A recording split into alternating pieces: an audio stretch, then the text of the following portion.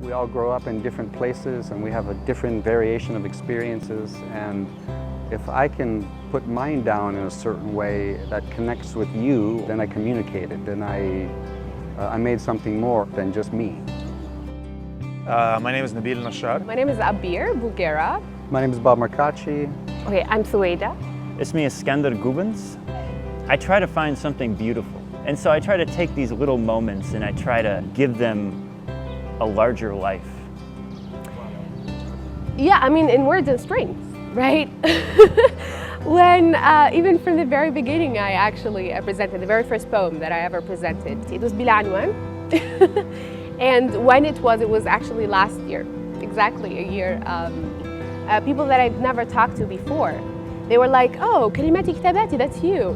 You know what I mean? Which is great. It actually tells me, yes, you've clicked on that video, you've read that. So, you know, you kind of like try to understand the words, try to listen to the words. Some of them came to me and asked for a translation, you know, which again, made me feel awesome. Back in the Egyptian school when I was little, it wasn't my poem, it was not one I wrote. It was one from one of our textbooks. I wasn't too little, like قطتي صغيرة واسمها أميرة, but it was also not شعر جاهلي. It was somewhere in the middle. I remember how it felt. I was scared out of my mind. I was nervous. Because you're a kid and you think, oh, everybody's gonna make fun of me. I'm gonna look lame. But I did it anyway. And I felt really empowered, because I knew that in that moment, everybody was listening to me. But also, once you finish it and you're like, yes, I didn't screw up, I did it, I said what I wanted, what I meant to say, and I said it correctly, then it feels great, because you know that you hope that everybody's gonna appreciate it. In my adult life, the very first time was Words and Strings. That was my very first performance. That was the event that was held at Fifi's Cafe, yes. After that, when I went home, I think my family was a bit amazed. They had no idea that I could perform. It was a bit strange, but then it felt kind of nice, when people who knew me were like, yeah, we're so proud of you. But the first time I really performed, it was in a bar in San Francisco called The Chameleon. It was hosted by a poet and writer, an interesting cat named Bucky Sinister. There were a handful of people that always clapped, and there was really no risk. So I was reading maybe stuff I wrote from at school.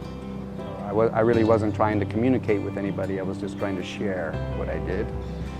I thought it was great. They welcomed me. I was another freak among freaks. So I guess, that was... I was just surfing the web and just guitar and poetry readings, and I found Words and Strings, and I was like, wow, what is this group, And so then the further, I found these videos of the reading that you guys gave last fall, I believe, and I got a sense of courage from the poets. They really wanted to read their poetry to people, and so then I took these videos and I showed it to my class, and I'll tell you the poems by Maymuna and her sister and Arwa, that really empowered my students. That made them want to write poetry. It's from seeing women like themselves get up there on stage. They saw that it was possible, and they realized that maybe what's happening in their lives is important, Yeah, of course, you can choose what you want to share about, but you don't have to share it. We all do it because we some reason we love doing this.